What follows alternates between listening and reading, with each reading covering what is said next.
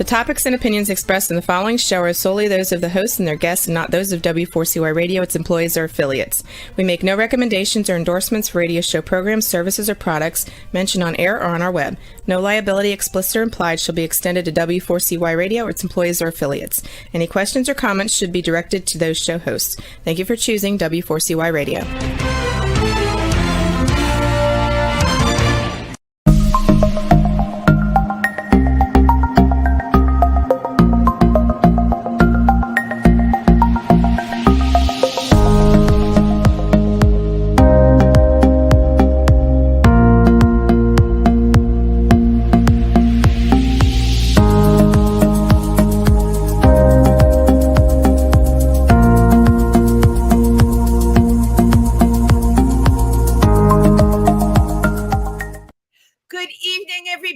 Welcome to Triversity Talk.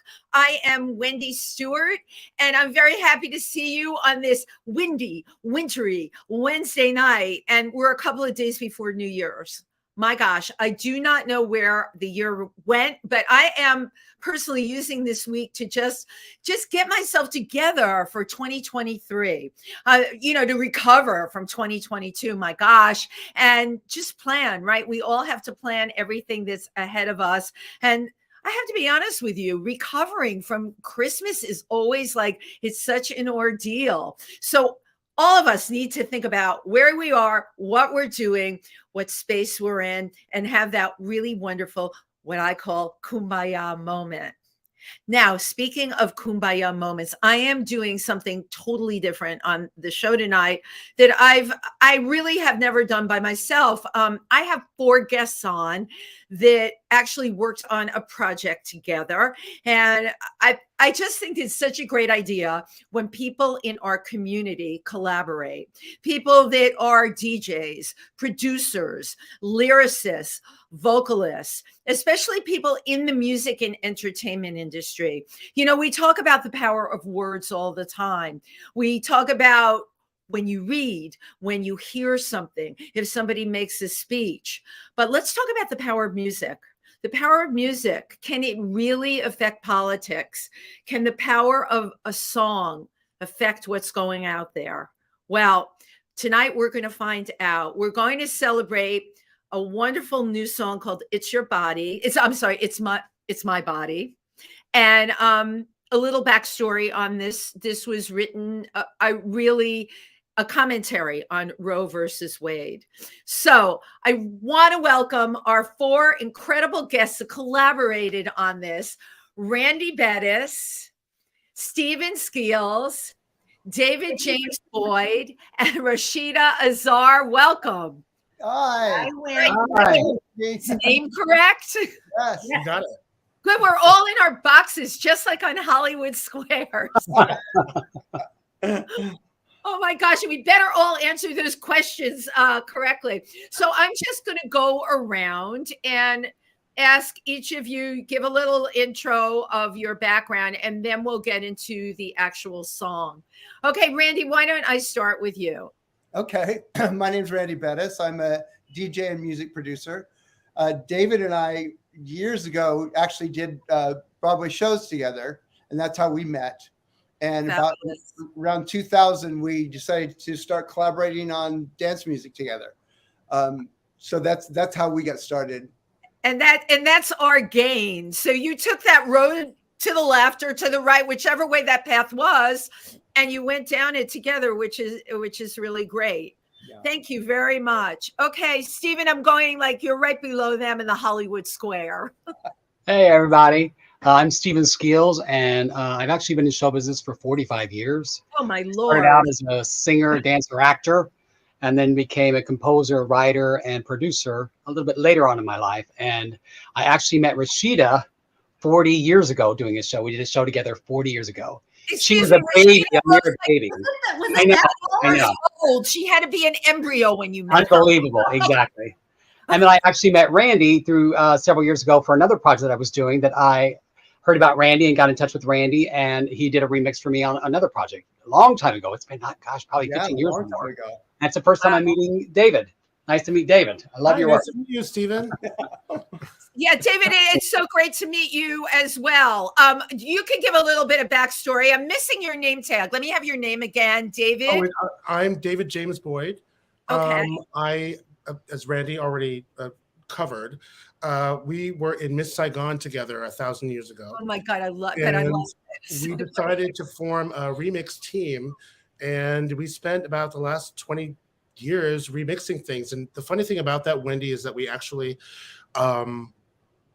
figured out 10 years into our collaboration that every single project we worked on had something to do with marriage equality or transgender rights. Oh my gosh.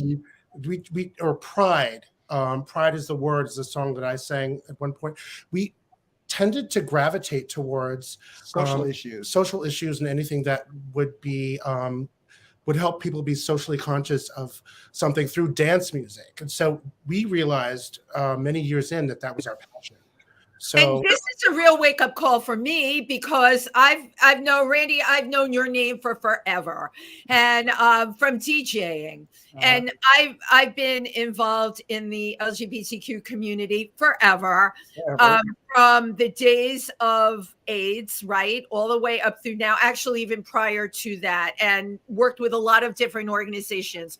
But Randy, I would dance to your music and I loved it, but I had no idea about your commitment to social issues. So that's why I love doing this show. This was just an aha moment for me. And thank you, first of all, for everything that you've done. That, Rashida, I can't, Stephen's saying he's known you for decades. I don't believe that for one minute. Right? Well, I don't think it's been, maybe 40 years. I'll say 40. But we did, my name is Rashida Azar. I'm a singer-songwriter, and I've been in the business for a long time. I won't even say how many years. And Stephen and I did meet. We were doing a show at a theme park together. Oh, get out. Yep, in Cincinnati, Ohio, Kings Island. Oh my God, I know Kings Island. They're known for a really incredible roller coaster. Oh, The yeah. Beast. Yeah. The Beast. It's called the Beast. Yeah, I'm a roller coaster person. Me too. You're better than me then. I won't go on. But so then we just kind of went our separate ways, and I have toured as a background vocalist for Paula Abdul, Janet Jackson, Enrique Iglesias, and so Stephen and I reconnected recently when he brought this song to me, and I'll let you go ahead and elaborate, but that just gives you a little bit about me. Oh my gosh. I love, for me, the whole hook here is the fact that there's 4 professionals, creative, and you came upon working together to try and affect things out there. So let's talk about the backstory of the song. Stephen, it originated with you? Correct. Yes. Okay. Like Randy and David, I also have done quite a bit for social justice throughout my career. I did some work for the Black Lives Matter movement, also for when we were getting ready to have that last election, the big election between Trump and that. I did a song called All American Song, which is to try to get people out to vote. And so I'm very, very strong on social causes. And this song, when the thing came down with Roe v. Wade, I was furious. And the main thing that really got me so upset about this is, as I've always felt this about this topic, is that men should really have no say in the matter whatsoever. I don't think any man has the right to tell any woman what they should or shouldn't do to their body, with their body. And so it really just infuriated me. And once again, I just kicked into overdrive. I'm like, what can I do? Well, I'm a writer, a songwriter, a producer, and actually wrote this song in about an hour. And oddly enough, Rashida and I hadn't been in touch for years, and I kept hearing her voice in my head as I was writing. And I'm like, I need a soulful, a great singer that has a soulful voice that can really touch your heart. And it just came to my mind. And I called her. I'm like, Rashida, we haven't talked forever. I don't know if you'd be interested in doing this, but I keep hearing your voice. I would love you to do this. She said, absolutely, I'm on board. And she believed in the cause as well. And I think, like you said, I believe that music is a very powerful tool. It has a powerful tool to change minds and to change lives. I really believe that. Right. And it's the tool that we have that we can, quote unquote, fight back with. And Rashida, just in terms of, Stephen brought up a good point. You have an incredible voice. But the thing about your voice, I listened to all 3 versions, and the music is very powerful. And you listen to the music, but your words, okay, and the way you sing them are what you hear. And that's the point behind it. Those words have such power behind Absolutely. And when he brought the song to me, I mean, immediately that's what grasped my soul. And I said, I need to do this. And we got together, and it was really, what was great about it is that we hadn't seen each other in so long, many, many years. And so I went into the city, and it was like we hadn't skipped a beat. Of course, because you're connected up here. And when that happens, it's like an old friend that just pops up like you saw yesterday. Right. Absolutely. Yeah. And the words are powerful, and they're very meaningful, and they meant a lot to me, especially being a woman. Right. And I just felt really strongly about doing it. And it turned out great. And then, of course, Randy and David and their remixes are unbelievable, and it makes you even more excited, you know. Yeah. Why, Randy and David, this is for you. The whole, because I don't come from I love dance music, and I'm still out in the clubs all the time. Why do they make remixes? Why are remixes made? You know, it's because the club world needed some energy to some of the pop music or the music of the day, right? So to get more attention to the song and put it in dance clubs, like really gets young people kind of fired up, because it's a lot of the young people that, you know, people our age, and, you know, like we don't go out to clubs much anymore, but, you know, the young people do. And you want to get them involved in what you're doing and what you're saying. And if you do, if you hook in the young people, then you've got a lifelong fans or fans of the actual music that you're trying to present to them. There's also a hook element to a song, a hook that you latch onto. And so something which Stephen's hook of "It's My Body," even if you hear that over and over again, and you're grooving to it, and you're shaking your hips, and you're, you know, maybe dancing with someone, or maybe you're cruising for somebody else, or whatever you're doing in the club, whatever you're doing in that club, you know, it's something to talk about. There's a discussion to talk about that song and what it's about. And even if you are not paying attention, if you're, you know, a little drunk or whatever, and you don't you might catch a lyric here and there or there that is very powerful. The most powerful one for me was that was written was SCOTUS fuck you. Yeah, right. Well, I can totally see that. Well, and David's right. Like in a clubbed environment, like people may not totally be hooked into all the lyrics, but they'll hear the hook. And when you hear that hook with hundreds of other people on a dance floor, that becomes really powerful. They might not even know the rest of the lyrics, but they'll hear that hook and they'll be singing it over and over with their friends. And and that hook is still playing in your brain when you get home at 2 o'clock and 3 o'clock in the morning, and you're laying in bed and you're like, it's my body, it's my body, it's my body. That is exactly what happens. I have to tell you, when I asked you that question, I did it because I wanted you to say that answer. That is exactly, no, because you know what? You brought up a good point. The fact that Roe v. Wade, first of all, could be shut down, Rashida, like you and I'm probably older than you. I'm older than everybody. But I can't believe, first of all, that it happened. It's still unbelievable to me. The fact that could happen. And to Randy and David's point, who do we need to get on board? All right. Like all of us, we're all preaching the converted out there. Every single one of my girlfriends and all of my guy friends agree with the way we're thinking, but you want to reach the kids. Okay. You got to motivate them to vote. That's a big thing. How many people in that age are going out to the polls? You know, I have to say, me in New York, when I came to New York in my 20s, I don't think I didn't have health insurance. I didn't give a damn about voting, but the world then was very, very different. It had its problems, but I believe there weren't as many threats as there are now. And that's why we need to be able to reach younger people. in my mind. Absolutely. And Stephen, So- your lyrics Yeah. of "It's my body, not your body" are Right. really powerful. Like Yeah.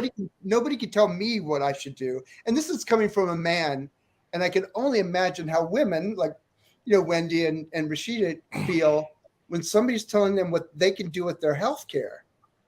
Right. That's really powerful, Stephen. It's like, how dare they? I guess the big mystery for me with all of this is the amount of women, I'll just say on the other side, that this was perfectly okay for. How could that have happened? It's confound. It's so perplexing. As a Black person, I wonder about Black Republicans. As a gay person, I wonder about gay Republicans. I'm not really sure how that happens.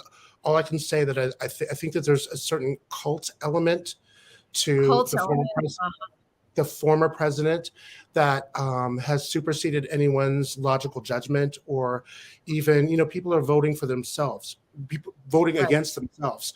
They'll vote John, against their own interests, David. Their own interest. And so John Leguizamo famously said, Hispanics voting for a Republican, it's like a roach voting for Raid. And so I saw that quote. Wow. I know. That's like, whoa. Well, I mean, it's true. And I believe someone on The View recently, Sunny Hostin, re-quoted that quote. And it's true. It's why do people vote against their own self-interest? That the white women of this country are really divided about what their own self-interest is, it seems. And it's very interesting.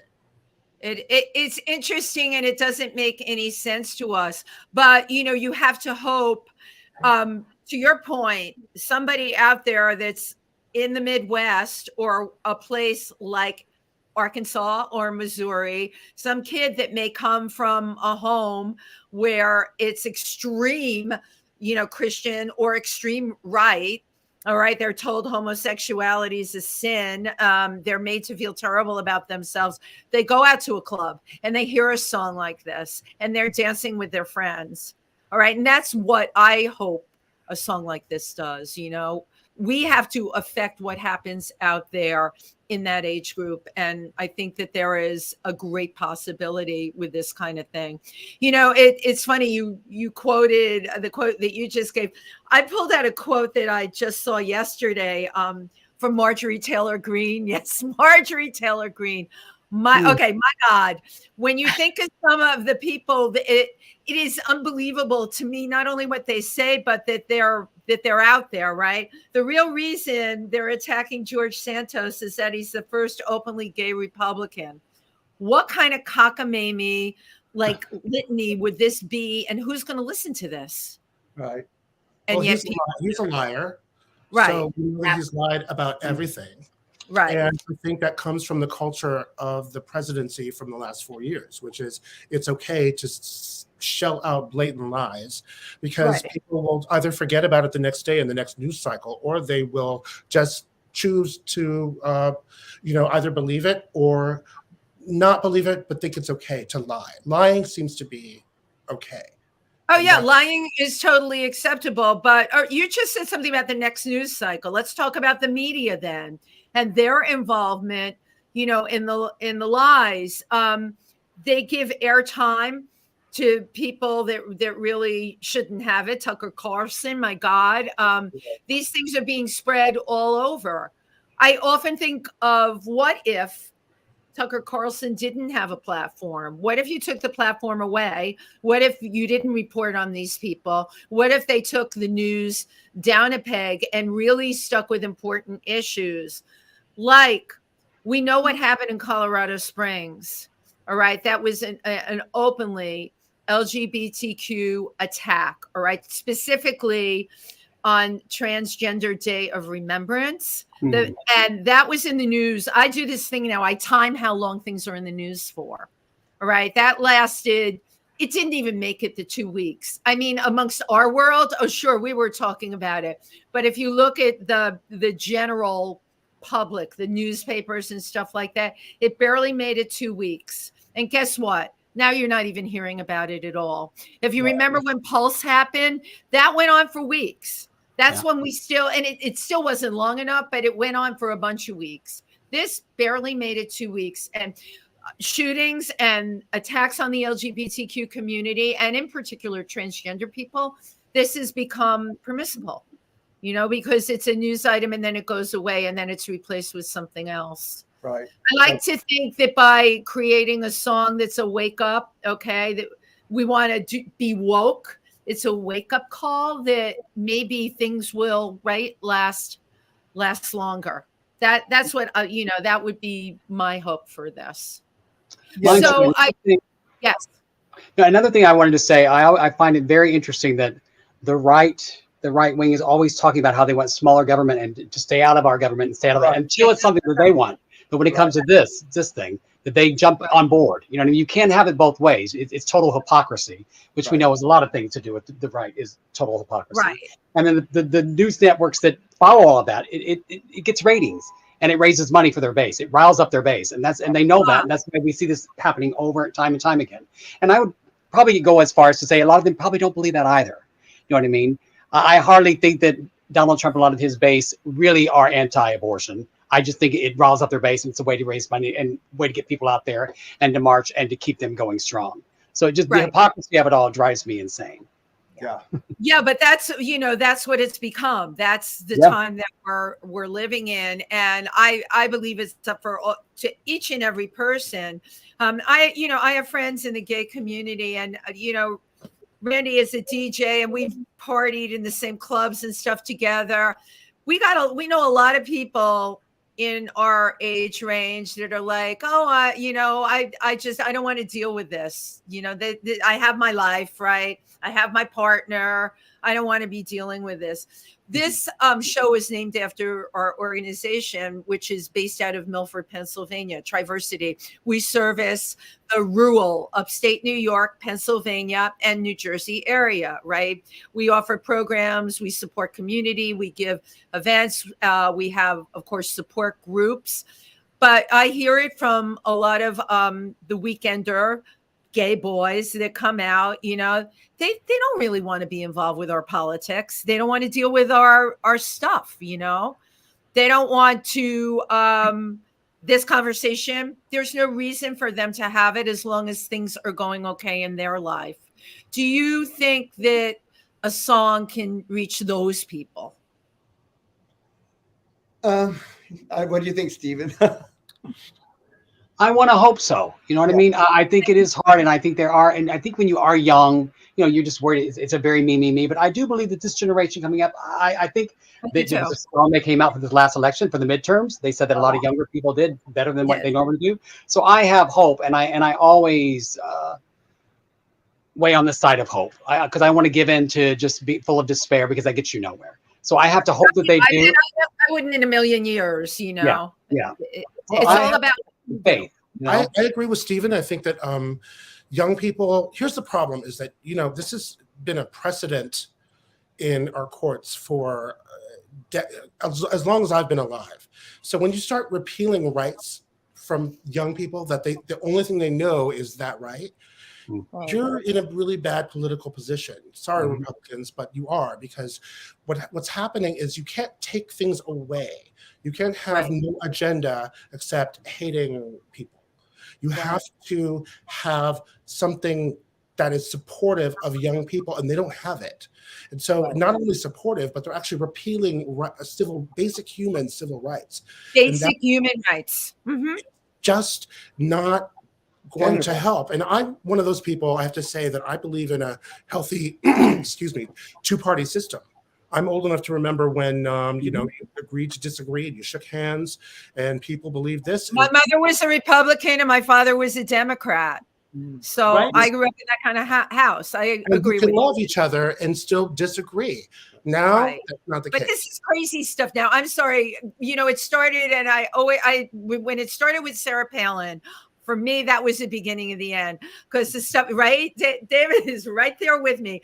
I knew that woman was out of her ever-loving mind, and she was dangerous. You would watch her speak, and she had a glint in her eye. And the whole Tea Party stuff, I'm like, oh, this is not going to bode well.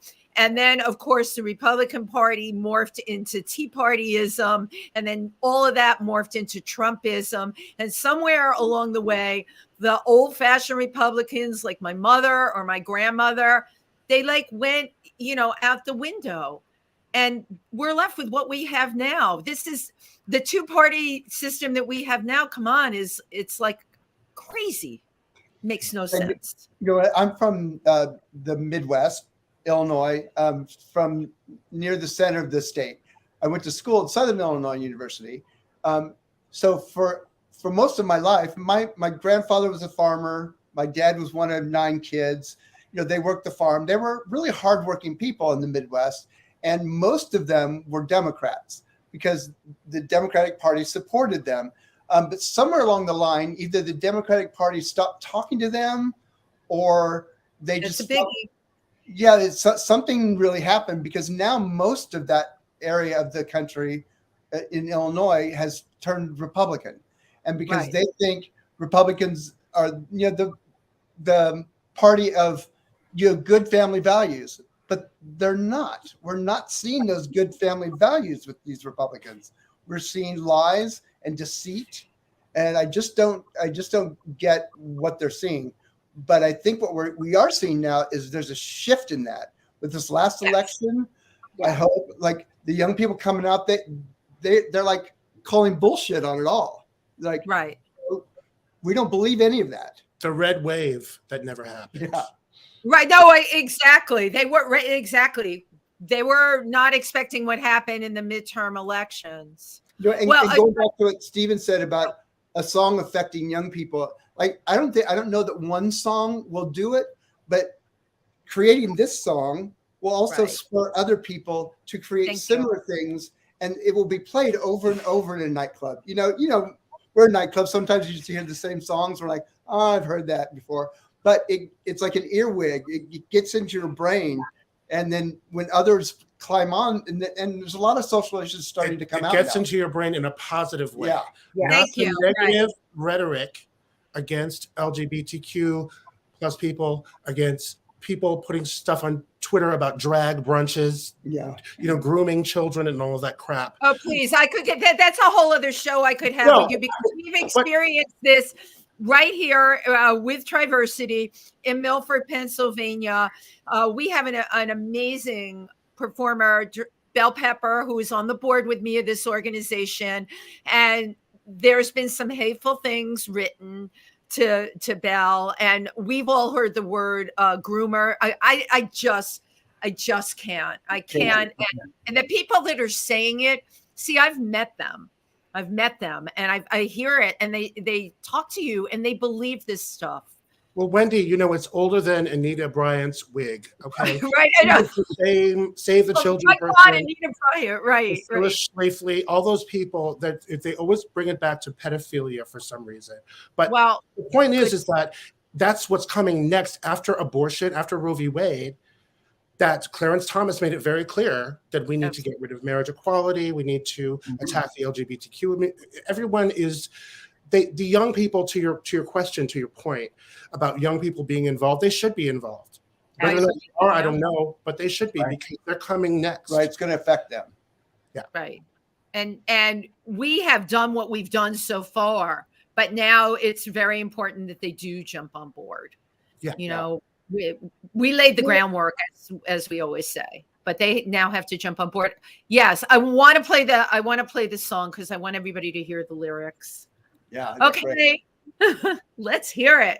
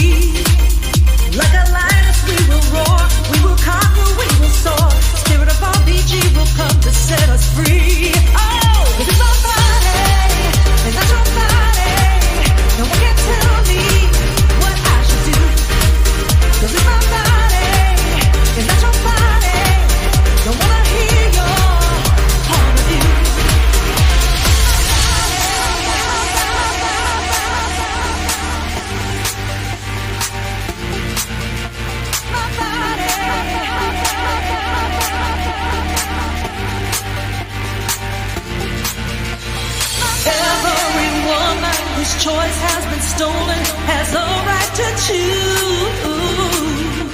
Keep all of your minions with right-wing opinions and religious views.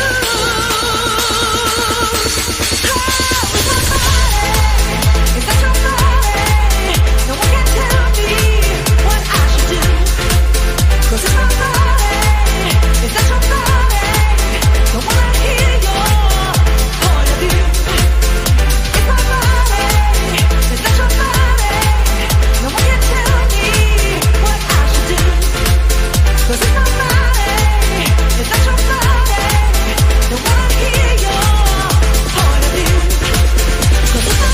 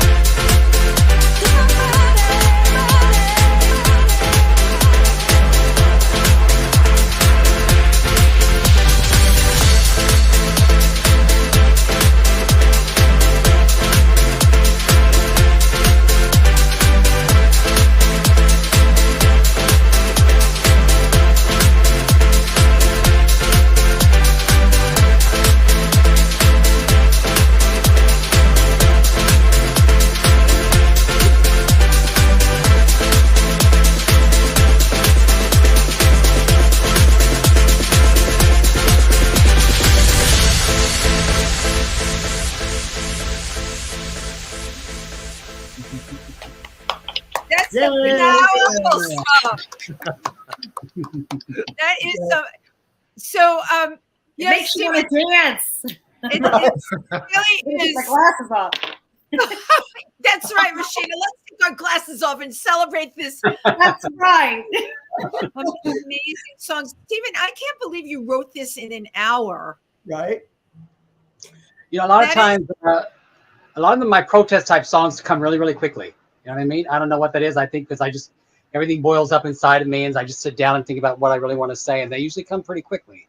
And your But how incredible, right? To be able to do that, to express yourself that way. A lot of people have things that boil up inside them, and they stay inside them, or they say things. And the fact that you could do this in an hour, the lyrics are really, really incredible. And then, of course, Rashida, the power of your voice. Yeah. It sounds like three people singing, by the way. Thank Yeah, you. I know it's but I listened to 3 versions of it. It's just incredible what you do with it. And then Randy and David, how did you layer the sound in on this? This is so dancey. Yeah, we really Stephen, when he contacted me, the original producer of the first remix was a guy named Josh Harris, who I adore all of his remixes. I give him props for everything he's ever done. And he said he also wanted a more anthem-y kind of version. Yeah. And because the last time I worked with Stephen, we did a song called Higher Ground with a big Black Broadway singer called Carpathia Jenkins. You know, we wanted it to be very anthemic. We wanted to have a big style to it. And then it was really all dictated by Rashida's voice. Like, how do you take that voice, match that voice, and also then amplify it without covering up the lyrics? Yes. You know, you want. Oh, that's right. That's exactly right. Yeah. Yes. And then I became so inspired that I said, you know what, this isn't enough. I need more Rashida.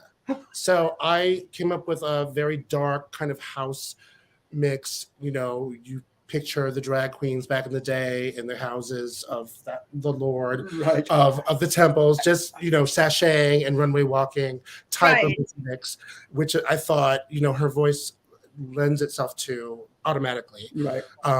Yes. And that's So- where we also loved it. We couldn't figure out where to use the SCOTUS "fuck you." We Right. had in the audio file, but we thought David's mix is I perfect. love it. What incredible problems you with that button. Right, and because a good drag performer would live with that.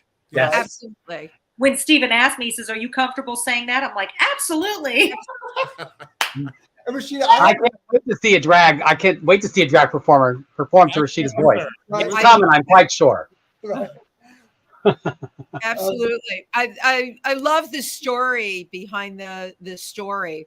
So for somebody that doesn't know all that much about creating this kind of work and then getting it out there, what's the process for you to get it out there? Go, Steven. Well, for me, fortunately, through all these years I've been in the business, I've met a lot of people, and I've got a lot of friends that are kind of like, and now that I'm really learning about this whole new social media thing. I'm kind of old school, you know what I mean? In the old days, you used to do it, and there were a group of people that you would send it to, and then they would send it out to other people and get it out to that. And now I'm learning a lot through this new, and I've got the guy who worked with it in the beginning. He's a 21-year-old, Taylor, and he's really into all the social media. So he's got a lot of different platforms, and he has ideas about getting out there. And then I really relied on for the dance world for Randy and Dave, because that's their world, to hopefully get it out and we can get more and more clubs to play it, which is what I'm hoping for.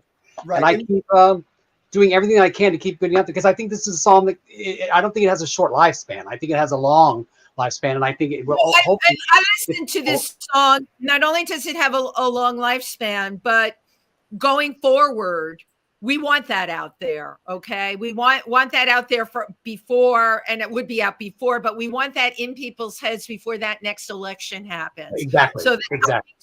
You've got playtime ahead of you. So what's involved with this?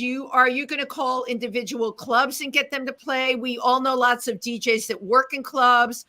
I guess I'm asking, like, how can I help? I'm out there in a huge way. I'm everywhere.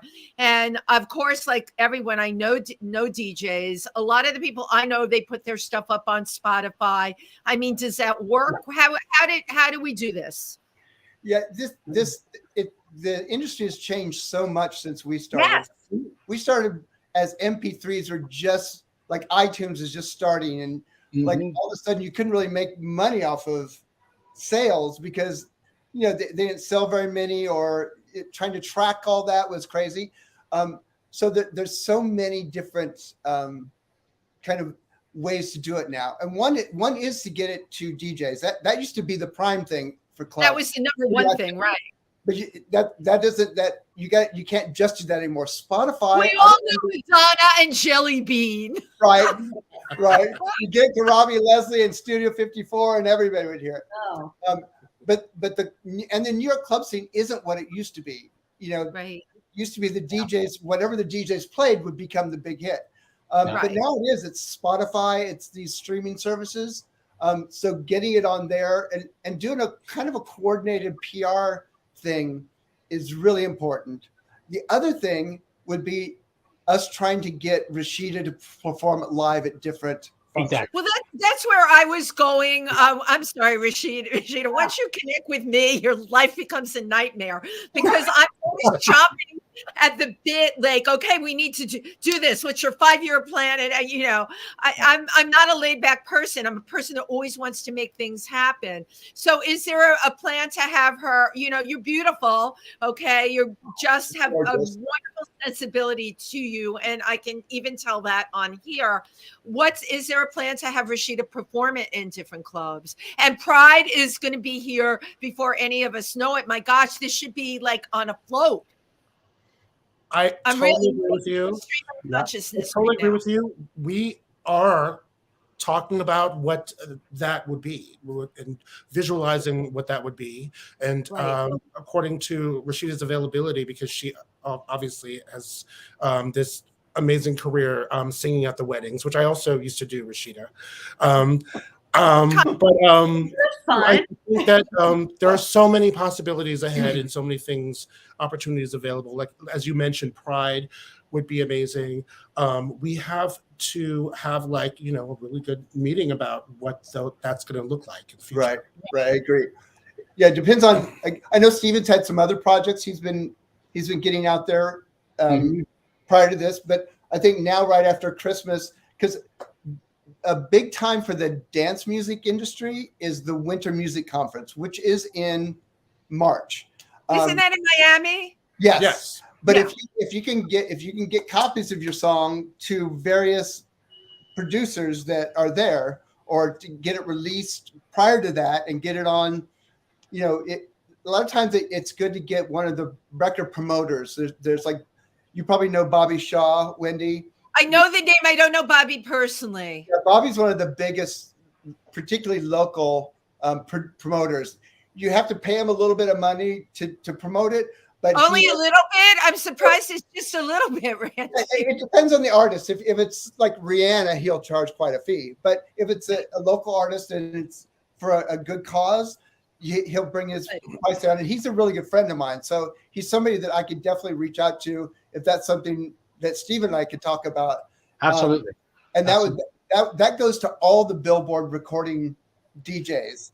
That's what I'm thinking. Right. Yeah. And even like, I'm no longer a Billboard reporter because I don't work in clubs anymore per se, except special events, but I still get all the music that he promotes. So everybody, all the DJs are still getting all that music, and it's powerful to have that kind of support and that many people receiving a song. And So you know what? there I is- would say also, Yeah. I'm so sorry. No, Well, I want to hear what you have to say. This is, I really quickly that the old school idea of having a live performer go out there and sell a song.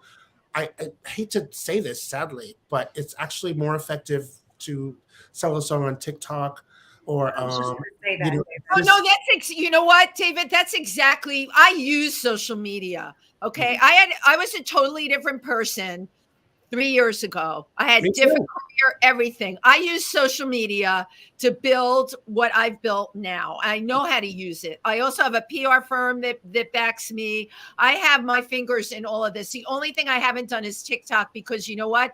I work and I don't even have enough time for that. But I'm doing No one videos. does. Right. All of that stuff. So I'm thinking, here's where I'm going with this. What about like a video that can be played all over to go with it? Is there a plan for that? There is. I'm hoping. Oddly enough for me, I leave in 2 weeks to go on the West Coast. I'll be on the West Coast for 4.5 months. Fabulous. Right. But while I'm there, I'm going to make some connections, hopefully, for this as well. But the two things I definitely wanted to try to talk with Randy and David and Rashida about is, I think, trying to get for Pride here as well and Pride on the West Coast. And also between now and then, I also want to reach out to several things, and anything that you might do to be able to help Wendy or anybody else. I'm a video for sure. connector, so and I file everything up here. I got a lot of stuff up here, and I meet a ton of people all the time. I believe in the song, and and I love that all of you got together to do this. It really shows what we can do. Yeah. It's a really great example of it, keeping your eye on the prize and what you want and how you want to affect the politics that are going on out there. Yeah. We're all looking for a platform. You created this piece of work. You created a piece of art. You want to get it out there. And Wendy, we thank you, because this is the first time the four of us have actually met. Are you kidding? Oh my God. Yes. So now we get to see each other. Yeah, true. Yeah, it's true. And you're all based in New York, right? Oh yeah. Yes. But after COVID lockdown, things have changed. Yeah. Yeah. Well, but we're gonna all get together. Get together. Obviously. Yes. Yeah. Well, I you know what? After lockdown, I've been out there, and I am been doing and going to huge events. I know the clubs are packed, especially in the gay community. Our clubs are overflowing. I did a show at Industry Pieces. We go to Stonewall. They're bursting out the door. The Eagle. So it's there, and people are coming back, especially in New York. So, you have a plan for this, which is totally great. And I would love to help, and the fact that you have been writing things that address social issues is also very, very impressive.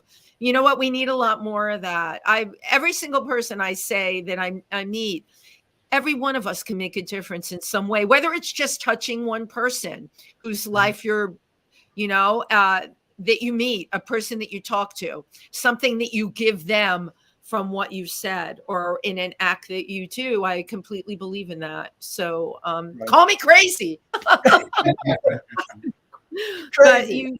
But you're so crazy. So oh my God, we're down to the wire here.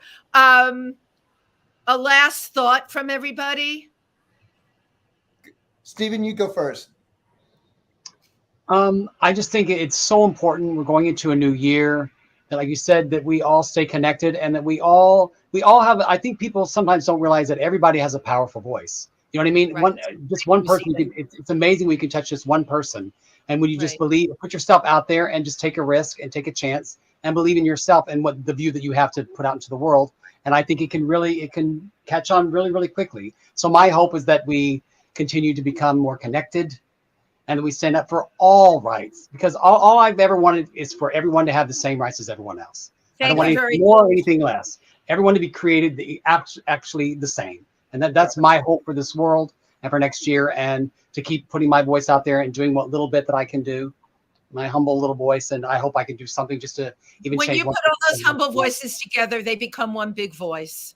That's right. That's right. So Randy and David, parting words. Yeah, I mean, I agree with Stephen that if you don't put it out there, it won't be heard. So the process is just getting it out so that people hear it. And as we've seen, like, something can go viral before you know it, and it would only take one person hooking into it, and then them telling their friends, and them telling their friends, and that's exactly right. And like I said, the lyrics of this are really powerful for this time, and I think a lot of people need to hear it. And I would say, I'm just very grateful, very blessed to be able to work with all these talented folks. We all have the same thoughts, the same goals, and the same ideas. And I think that's what more people should be doing. Gather a group of friends and make some music, and perhaps make some change. Yeah, absolutely. Rashida, I echo what they say. I mean, this is a human rights issue. It needs to be kept in the forefront. It's amazing to work with all of these talented people. I never met Randy. I never met David. I can't believe it. And thank you so much for having us on. Oh my God. And you'll definitely have the link to this like within 3 minutes when this ends. Oh, and right before it ends, Wendy always takes a picture. So look at me, cheese. One more. Great. I want to thank you all so much for what you're doing. Thank you.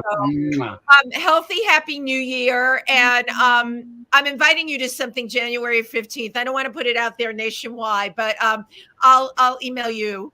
And bless you for everything that you're doing. Good night to our audience. Thank you. Here's to 2023. Yay. Good night.